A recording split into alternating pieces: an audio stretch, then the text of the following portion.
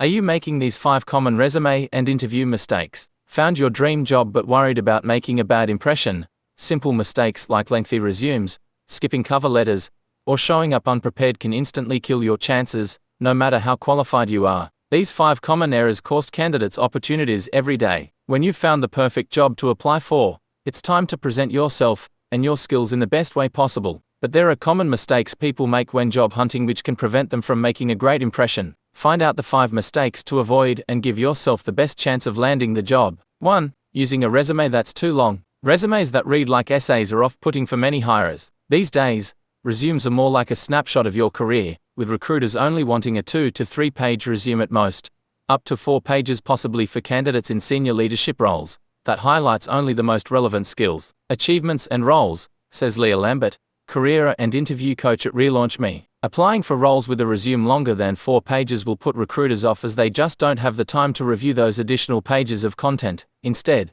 focus on writing a concise resume that's customized for the job you're applying for. Steve Grace, CEO and founder of startup recruitment specialist The Nudge Group, recommends focusing on your achievements. It's great to know what you're responsible for, but if I don't know what you achieved, who cares what you're responsible for, he says. Achievements are as important as responsibilities, and they need to be relevant for the role you're applying for. Likewise, if you've got jobs that aren't relevant for the role, you don't need to include them in your resume. 2. Not including a cover letter. Leaving out a cover letter from your application can send a message that you're not serious about the job. It also makes it harder for you to stand out from the other people who apply, and it doesn't go unnoticed.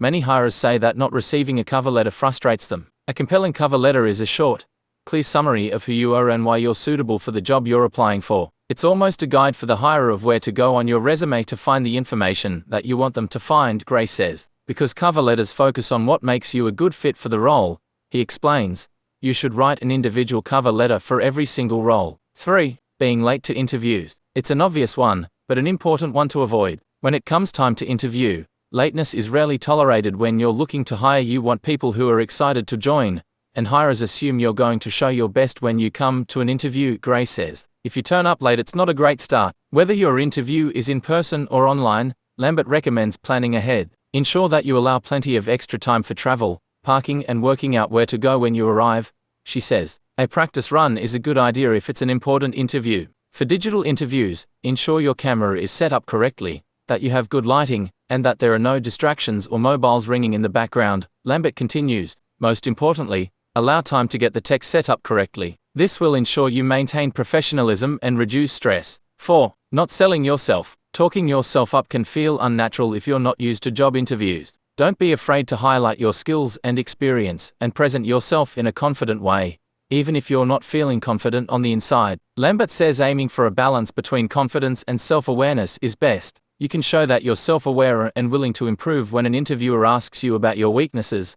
She explains they're looking for you to demonstrate real self-awareness, that you appreciate that you have areas you need to work on, and that you're committed to doing so. Grace agrees. Being very humble, but honest, is the way to go.